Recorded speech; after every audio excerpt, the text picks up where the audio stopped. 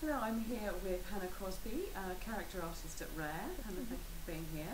No problem. So tell me how you originally got into video games.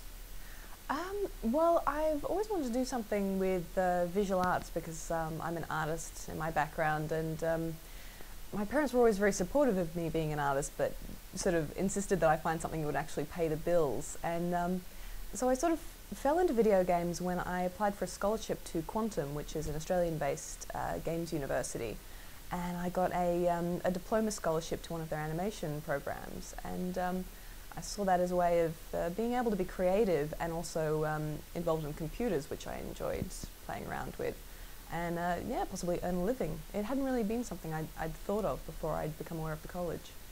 And how do you sort of find it going into a sort of male-dominated environment? How did anything sort of set you up for that? Were you prepared for what you found?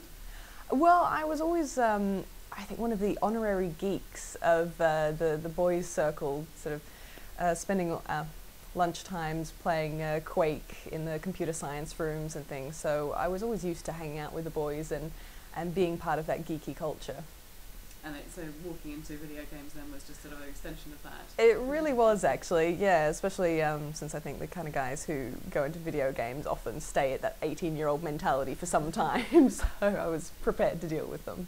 And have you ever had any trouble or any difficulties being a woman in the industry? I mean, you worked your way up to obviously working at Rare, one of the most, one of the best companies in the UK. Have you found any problems in any of the companies you've worked for?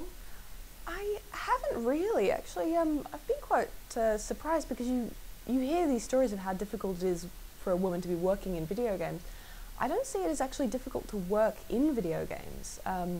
Getting into video games or getting women aware that there's the possibility of them being able to work in video games, I think, is the hurdle, really, because, like I said, before I'd become aware of the college Quantum, I hadn't thought of that as a career path at all. But once I was there, I didn't really find it a difficult industry to work in at all. And do you play games? I do. Yeah, I quite like the action-adventure sort of games like Assassin's Creed and God of War. Not your typical girly games, I guess. Is there, I mean, would you play girly games? Is there something that turns you off? Do you just like shooting people? As a bit of that sort of stress relief, I think. I do tend to get a bit turned off by the way that they're marketed sometimes. I'm not much of a pink, girly, feminine kind of girl, and so actually I think part of it is they don't really market them to adult women. There's a lot of games marketed as sort of pink, girly games marketed like the under 15-year-olds, but I think adult games for women, I don't think I can really think of any. And do you think, I mean, would you like to be involved in changing that? Do you think there's a market out there for it? I don't know that there's specifically a market for women's games. I think that women enjoy playing the same video games as men. They're just more sensitive to the fact that these games are often made with men in mind. I think it would be a big step to make the games with women in mind, to acknowledge that there is a female demographic of gamers out there, and not just assume that your player is going to be an 18-year-old male. And finally, what advice would you give to somebody like yourself, trying to get into the industry? I think persistence. There's sometimes a limited number of roles, especially in character art, out there, and you might need to be prepared to go into a slightly different role. I started out in environment art, even though character art was what I wanted to get into.